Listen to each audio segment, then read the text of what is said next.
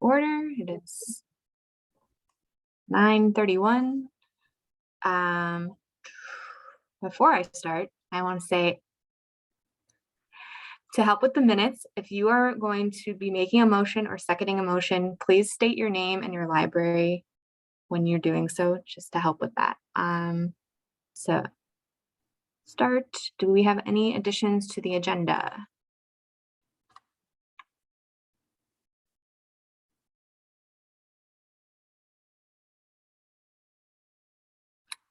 Going to say no. Okay, then we'll move on to approval of the minutes from the August 25th meeting. Do I have any revisions to the minutes?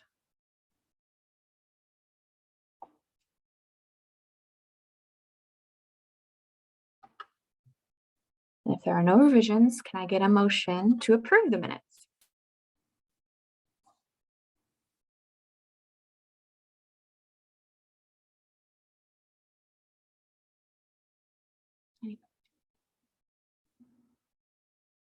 Okay, we got Karen in the chat. Motion to approve, and a second from Kathy.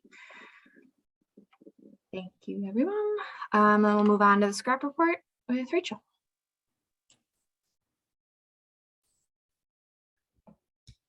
Good morning, everyone. So the scrap meeting was held on October 20th. A link to the minutes is in the packet that I emailed you. There were some notable motions passed during the meeting that I will review. So these issues will be discussed in more depth during the business section. So I'll just summarize the issue at this point. In regards to Homosaurus, motion was passed to recommend adding both the queer and LGBTQ plus headings simultaneously to the records. This has been added to the catalogers wiki page. In regards to the foreign language materials scrap, passed a motion to recommend a local practice for placing the foreign language of bilingual and multilingual materials in the 008 field. A section describing the conditions for doing so has been added to the foreign language page in the catalogers wiki. One update to the wiki that does not require any voting is an additional statement to the page on the series title versus main title. And this statement just clarifies the existing CCS local practice for tracing the 490 field in the bibliographic records. Are there any questions about the October scrap meeting?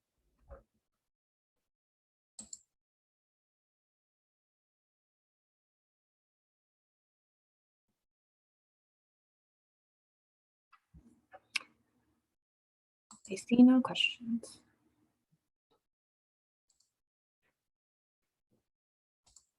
So I will now move on to my staff report. Go for it. One moment.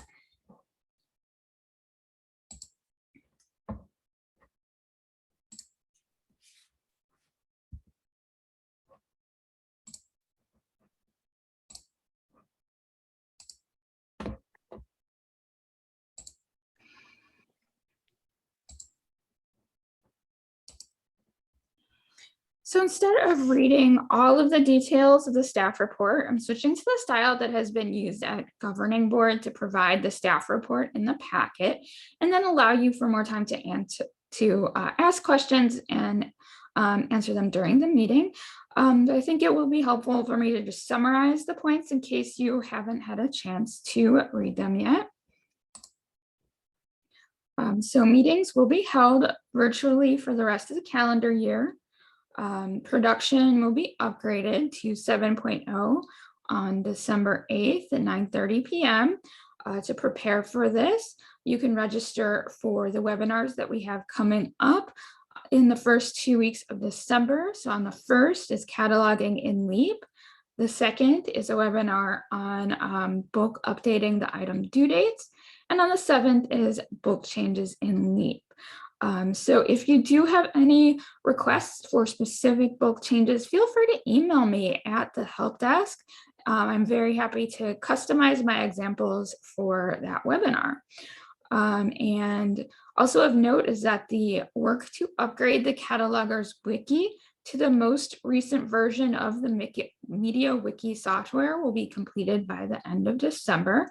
And then we'll be able to update the permanent version of the wiki after that. You may have already noticed that Library of Congress announced the plans to replace illegal aliens with the terms non-citizens and illegal immigration. CCS will continue using the subject headings as approved by Scrap and Database Management because our research demonstrated that the undocumented immigrant terms are best for our patrons. And I'd also like to add in a reminder of the DEI metadata networking kickoff meeting that will be today at 1 p.m. The Zoom link and information to sign up for the listserv is in L2. Are there any questions on my staff report?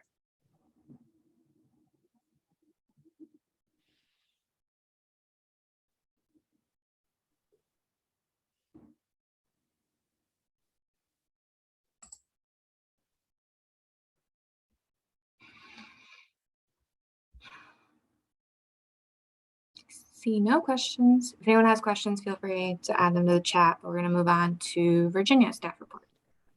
Yeah, I can. I made a little PowerPoint. Let's see. How can I? Never know how to. I don't know why my screen is so goofy. There.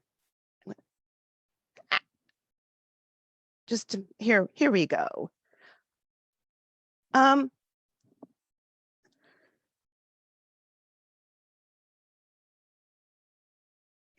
Can everybody see it? Yeah. Okay, this is my notes for today. We don't need to see that part. The next batch of bibs they're going to go to Marchive in probably the tentative date right now is just Thursday. Probably the real date will be Thursday, December 2nd. Do it right after Thanksgiving because next week I'll be off a couple days. Rachel mentioned about Homosaurus earlier today. Their terms, actually, they had a release recently. They updated lots of their terms. I did change most of the terms that were affected in the CCS database already. And the terms like that, and what the examples of the changed terms were, like, for example, there was a term that said term and then LGBTQ is now LGBT plus and then the term. So basically like Native Americans, LGBTQ is now LGBTQ plus and then Native Americans. And terms that used to be just plain LGBTQ are LGBTQ plus, and for example, LGBTQ films is now LGBTQ plus films. There'll be a big subject heading change that I liked was the treasure hunt game. I always thought was kind of a weird subject heading. Will actually be changed to treasure hunting, and I'll do that in the next couple of weeks. Always thought it's kind of a weird subject heading to me. Didn't really understand it. It was brought up to my attention. I think Jamie had opened a ticket that the note on the subdivision of good old juvenile films has been changed recently. I guess it was just in a couple months ago. There's now more emphasis on how to use the subdivision. The note reads now, use a subdivision under films for nonfiction films produced for children, especially for children. They're emphasizing using nonfiction. Before, the term was nothing. The term just said, oh, this is just a free-floating subdivision. So this is something I wanted to bring up to you guys. And so use juvenile films for nonfiction material. But if you're going to do more fictional material, why don't you use this? Please use the subdivision, free-floating subdivision of juvenile drama. And I'm going to, I will be reviewing like 17,000 records really that have the terms to make sure that there's any that needs to be changed. It looks like there's a lot that don't, but I was surprised yesterday to see there were a lot that could be changed too. And there's always a plethora of typos in the database. So I just want to ask a plea to double check your work. For example, the other day, there was good old fiction appeared back in the database, and I changed about 12 of those. So it should be fiction, or there's probably other versions of good old fiction. But it's just something to please watch your work. I mean, it's really pretty easy and stuff like that. So please watch. And I'm also doing some other cleanup on genres, mostly so that if we do go over to Vega Discovery, it will be it'll be easier to use that. During the cleanup, I'm finding other weird subject spelling errors, such as audiobooks, children's headings, and citation and adventure fiction. I'm sure the CT thing was somebody put subfield A and that treated that as a subfield A, so you should have two A's there. Subfield A, that action, whatever. And one more note about genre cleanup. Genre heading should just be in English. I found some in Spanish, no foreign language genre headings. And do not, if you're going to code a local Spanish subject heading, use a 650 with a subfield 7, and then you can always put a subfield 2 as logo. And that's it. You can stop sharing. We do have some comments in the chat. Okay. There was a question from Michelle regarding the change to juvenile drama, because previously that was for plays only. And I think my understanding is this is a new change. Yeah, from whatever I was reading the note for juvenile drama too. I guess I didn't put that up in there in my thing, but it said more for just, it was like the regular old note that said used for. I can print that out or email people it if you want later, but it was just used for just under people's names and people's and places and other things. So it was, I don't think it was just really plays. To me, it seemed like it was more, but I can do some more investigation work on that. Jamie says that in August, the subject heading manual changed. Yeah, that's when I saw, that's Yeah. when the whatchamacallit, the authority record for subdivision was changed in August also.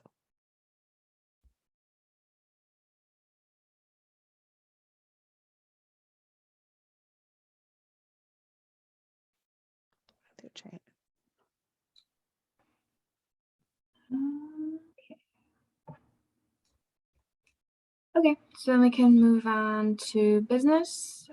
First is the action item of the homosaurus subject headings that Rachel mentioned in her scrap report. Rachel, did you want to go into any more details on that, or? Sure, I will summarize our first point. So the draft of the page has been completed and does require CAMM's approval to be adopted for use as the CCS guidelines for adding homosaurus terms to the database. The guidelines include using the 650 and 655 fields and not assigning the homosaurus terms when it is the same as the Library of Congress subject heading term or has the same meaning with a different word order. So that was a point about the different word order that we added recently. The most recent addition to the page is the section on the LGBTQ plus and queer terms. Scrap passed a motion recently to recommend adding those terms simultaneously when possible. The Wiki page does include a link to a spreadsheet that Adrian Galindo created so that you can quickly identify which terms have an equivalent and which do not, so that you can choose how to add the terms appropriately. This does differ though from homosaurus's practice, which considers queer as a narrower term of LGBTQ+, but scrap passed the motion because of an increasing amount of LGBTQ+ individuals identify or self-identify as queer and use it as an umbrella term. And this is really important for searching for items in the catalog, as well as for searching for items that are actually like helpful resources online. Because sometimes the other LGBTQ plus terms can lead to unhelpful information like pornography online. So it's become more useful when just doing general research. There is also a list of terms to avoid that we previously discussed that are still on the page that have the common meanings like animals.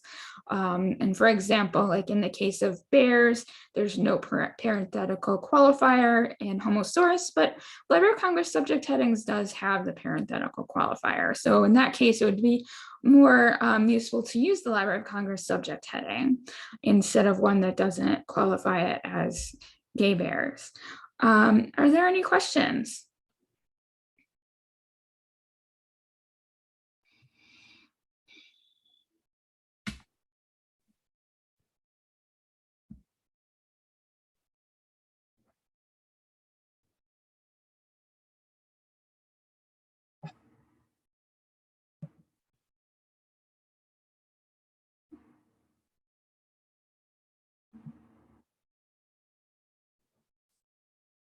You can also just open it up to general discussion as well. Unless we're already ready to make a motion.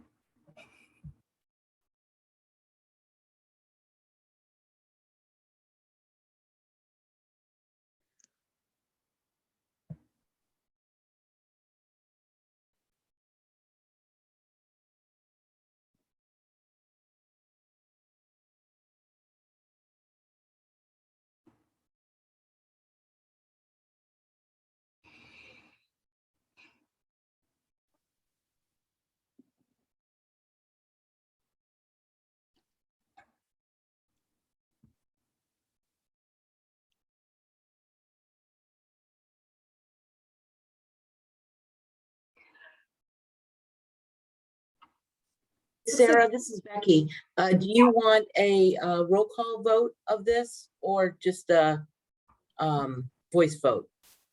I feel like we could probably voice vote since no one really has anything to say, but we do need to make an official motion. We need to somebody needs to spell out exactly what we're motioning for. Okay. Rachel does have a recommended motion in the packet if somebody wants to use that. This is Tammy from Grays Lake. Yeah. And I will make a motion to approve what Rachel put in the packet. Is that good enough, or do you need it more specific? Karen's got Karen one just in the copied it chat. into the chat if you want to read that. Okay, hold on a second. Let me look in the chat. I will recommend to approve the catalogers wiki page on homosaurus subject headings as the recommended guidelines for adding homosaurus per the terms to the CCS catalog. Thank you, Tammy. Do I have a second? Second from Karen from Fox River Valley. And how do you do a voice vote in Zoom? I could open up a poll. I have a generic poll we could use. Perfect. That would be great. Make sure you're only voting one person per library, please, when we do the poll.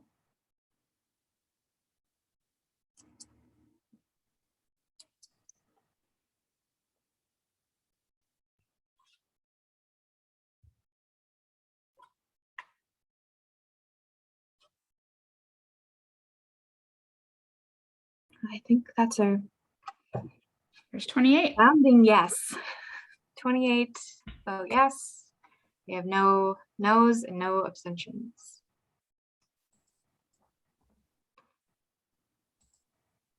Okay.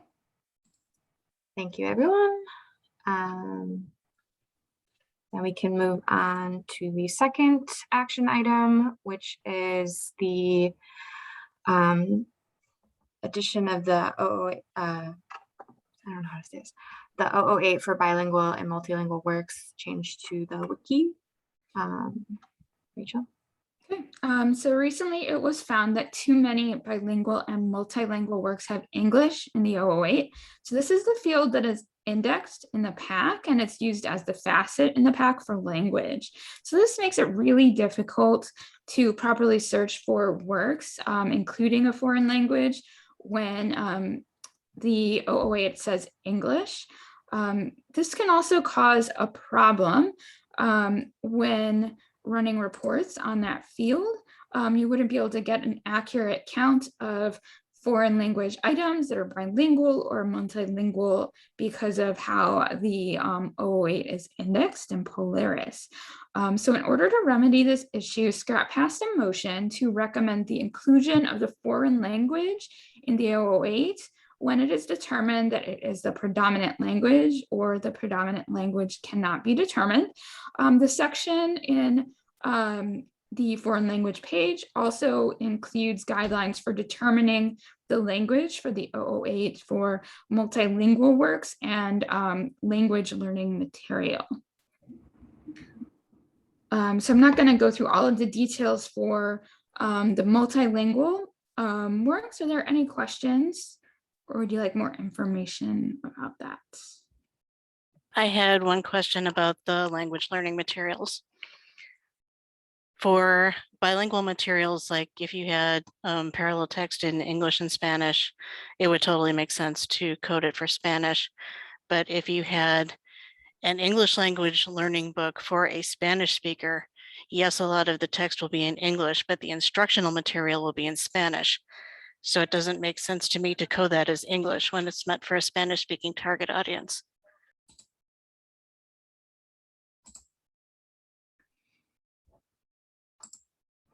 One moment, I'm going to try to open up the page and share it.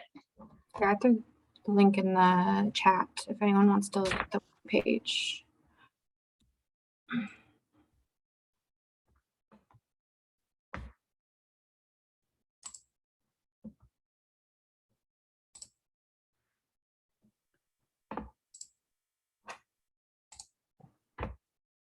Okay.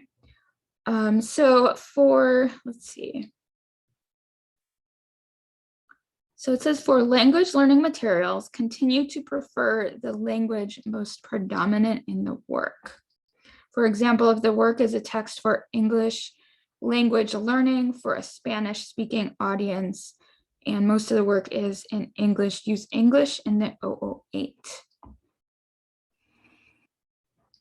Do you have a suggestion on how you would improve this? Sandy? Or just specifically language learning materials that the language be coded for the target audience of the learner, which in this case would be the Spanish speaking audience. I don't think it would be doing our Spanish speaking members any favors to code works like that as English. That makes sense.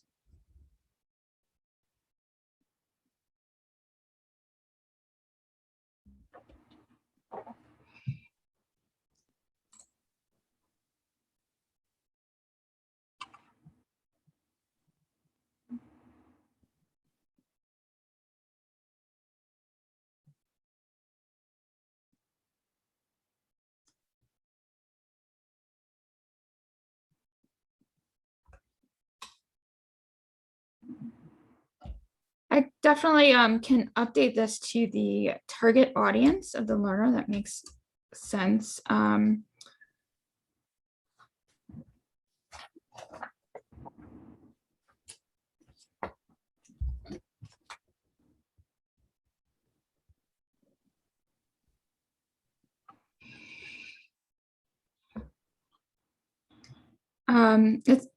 The example might be a bit confusing, so I can remove the example and just have like one sentence for language learning materials. Prefer the language that is the target audience of the learner.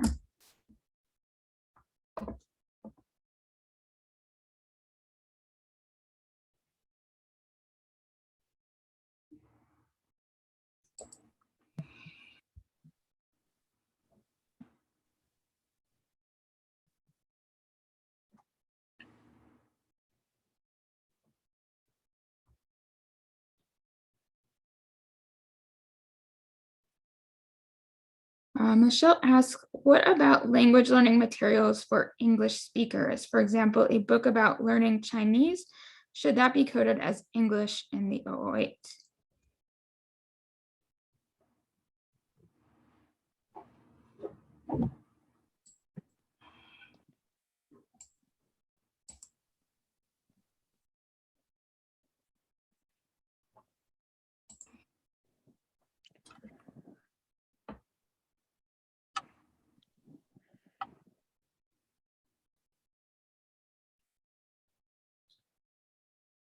So Sandy responded that if the instructional material is in English, then yes.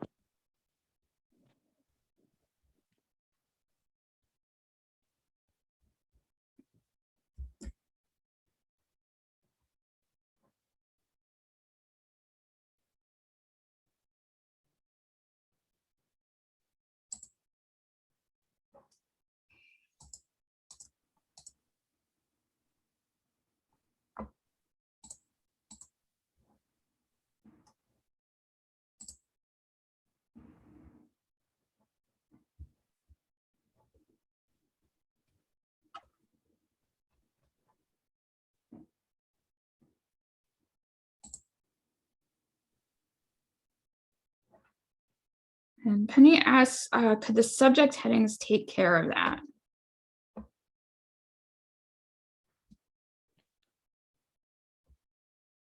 Should help. The subject headings can help, but the issue is like how the facet appears in the pack. So it's only the subject heading is only a partial solution.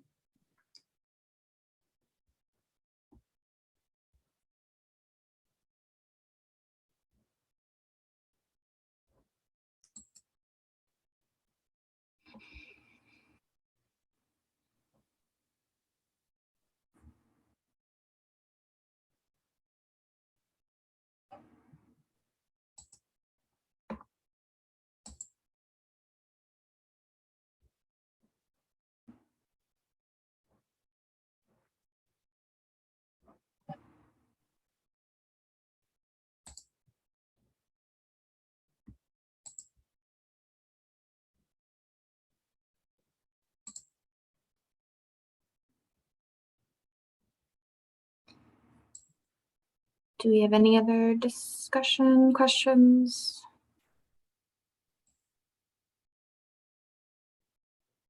And if not, would someone like to make a motion?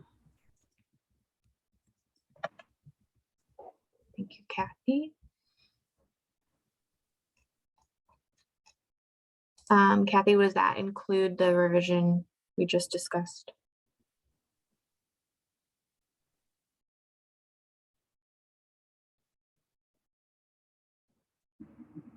Okay, yeah. And do I have a second?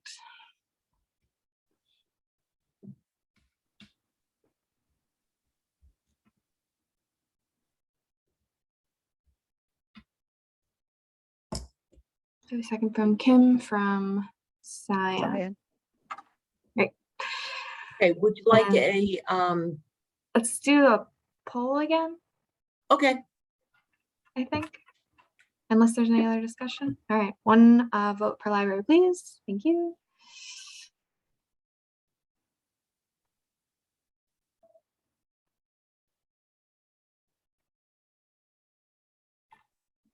Okay. Okay. 26 vote yes, 1 vote no, 1 abstention. So the motion passes. Okay. okay, thank you. That was very helpful and Yeah, it makes it a lot easier Thank for you. Okay. Okay, Then we will move on to the next item on the agenda is a preview of the Polaris 7.0 workflow. from Rachel. Okay, 1 minute.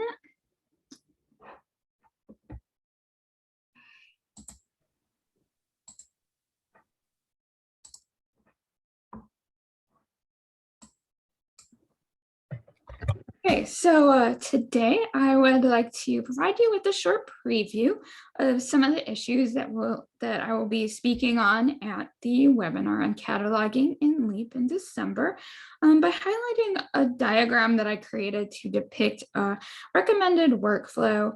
So version 7.0 is missing some important functions, but we still recommend trying to catalog with LEAP so that you can practice using it, because it does function a bit differently than traditional mark editing software. And as you try it, feel free to let us know if you encounter any issues or bugs, and we can forward on that information to Innovative. So with version 7.0, records still cannot be manually overlaid when deduplicating them. It does pose a bit of a challenge. However, if you do load the records via mark import to LEAP, it will deduplicate the records when the file is imported. I have begun this diagram with importing the records via mark import. And I've just started at the top with the final records, although this could also apply to on order records as well. But there's most likely a problem with duplicates when you are importing the final record. So that's why I've just begun this diagram with the final record. And so when you do, there are those cases that there are duplicates already in Polaris. And sometimes when you import that final record, it doesn't deduplicate automatically because Polaris cannot decide which record to overlay and which one to reject. So it saves multiple records. And if that happens when you're importing the record to LEAP, you will still need to switch to the client to manually deduplicate the record. And just to be more efficient, you can continue to edit in the client, create the item or update the item record, and then print the labels from the client. But it is much more likely that it will deduplicate itself automatically when importing the record. And so in that case, you can continue to edit that record in LEAP, work on the item records in LEAP, but the printing labels is still not possible in LEAP. So you'll have to switch to the client or use another external program to print labels. So it's a bit inefficient still, but I think it's still at a great point to begin to just give it a try and get to know the new features in LEAP. So if you do use Z3950 for importing records, this could be, you could encounter a bit more of an issue when it comes to deduplication. And so it's best to only use Z3950 if you do not already see the duplicate, because then you would need to switch back to the client to deduplicate. So I will be going into more details on that. But one thing I do want to emphasize is that you can let Innovative know how you feel about their lack of work on the deduplication features in their product roadmap. So I'm going to try to switch to that page really quickly so I can share that on the screen and demonstrate how you can tell Innovative what you think. 1 moment. So in the packet, I linked to the page for the product roadmap. It lists all of the work they'll be working on. So you can see that 7.1 has been pushed off to January.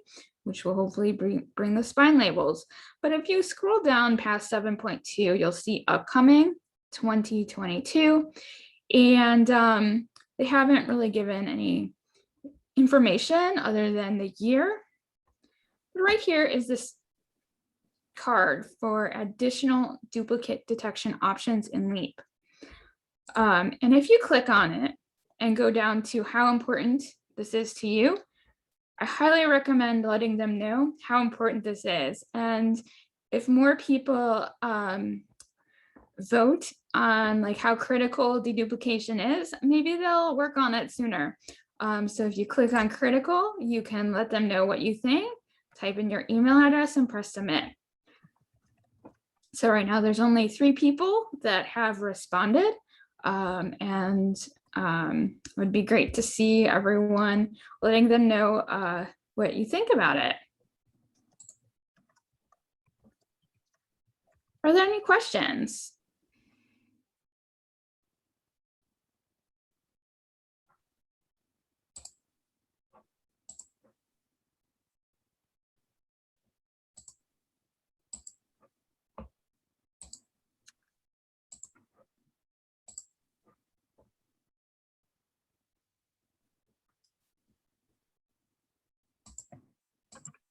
I can find.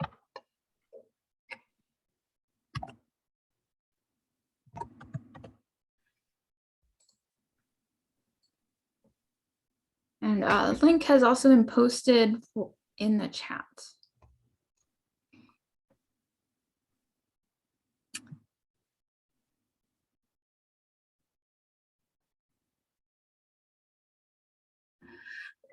And go ahead, Rachel, with your reminder. So I have 2 reminders today, one I forgot to add into the packet. The first one is that we received a report of the wrong owner in the bibliographic records. And there was more than 1,000 records that had the wrong owner in it. So I just wanted to remind everyone to check all of your bibliographic record templates. The owner for bibliographic records does need to be Cooperative Computer Services, SYS or systems. So that's at the system level, not the one that has BR in the parentheses.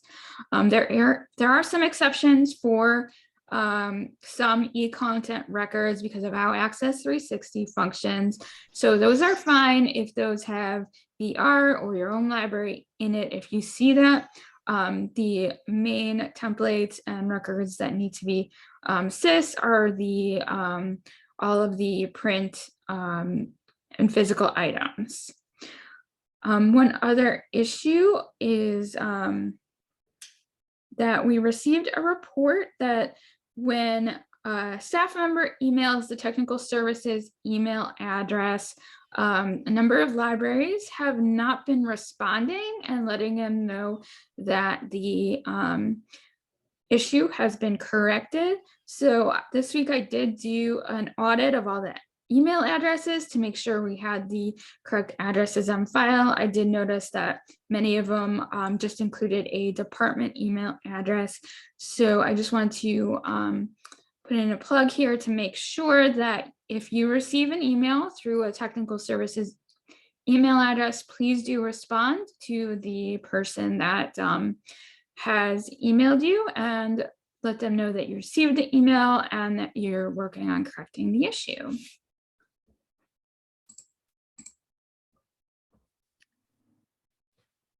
Kathy had a question in the chat. Would there ever be a case for local only content that the owner would be the library versus CCS system? There are some cases for e-content that do require that the owner is the local library.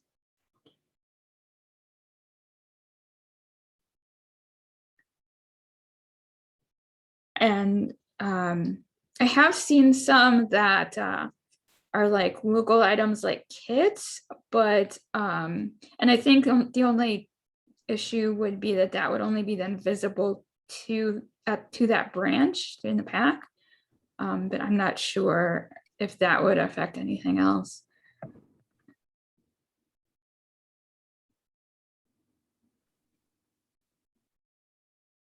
I think other people cannot edit it either. It might be an edit and deduplication or whatever block.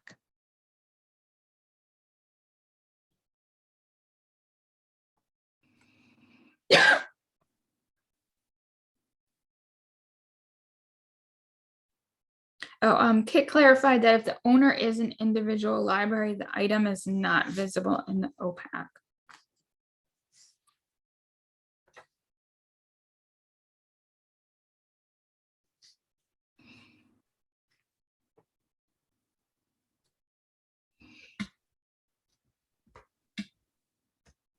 But Virginia, you did say that was an exception for some of the e-content that was Right. from Access 360.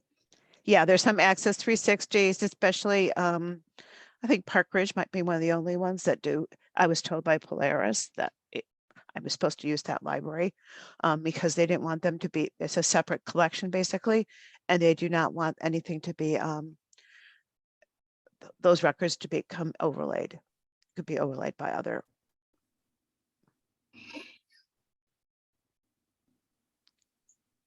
Used to be Northrop, I think. It says he uses the local ownership for bibliographic records that are used for like billing and ordering.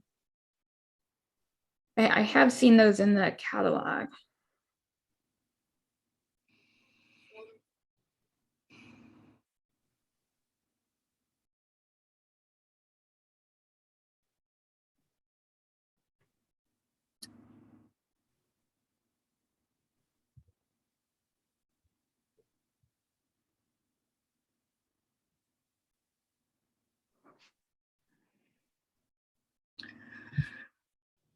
Okay, then we can move on to open forum. Anyone have any questions, comments, concerns, announcements? We'll throw that in here too. Anything not already on the agenda that anyone wants to discuss?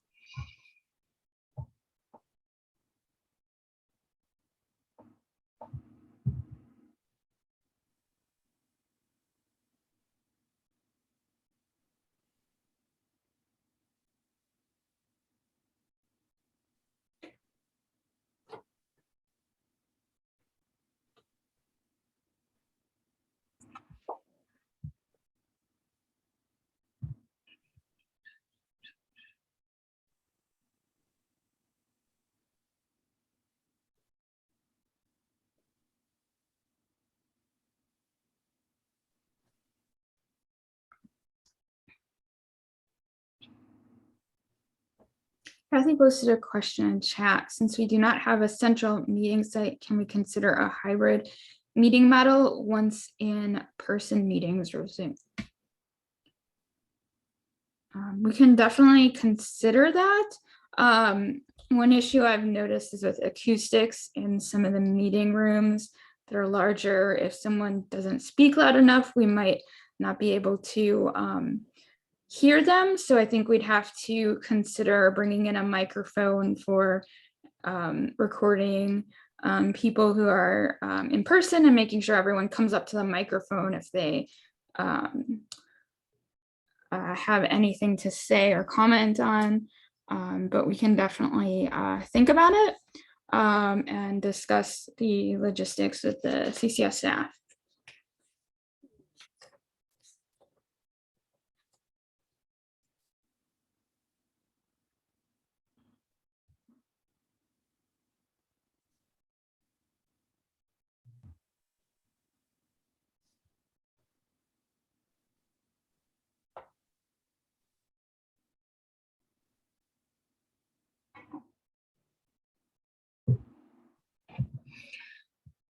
Jamie commented the head of tech services at Prospect Heights has retired and the job is listed on Rails.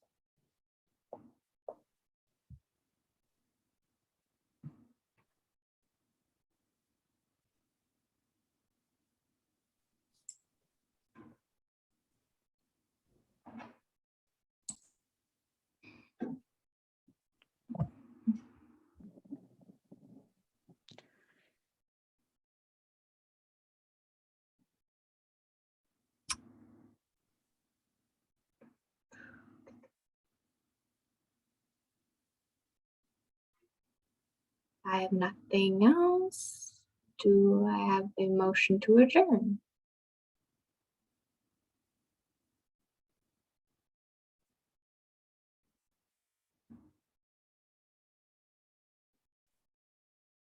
Sandy from Indian Trails.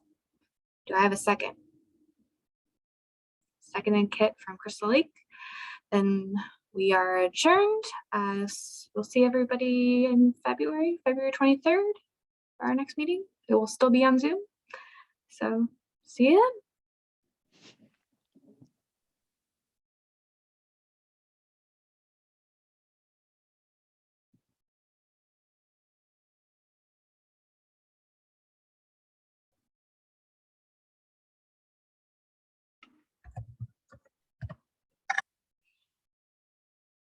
Oh, and happy holidays. Thanks, Regina. That was a great point. I keep forgetting it's almost the holidays.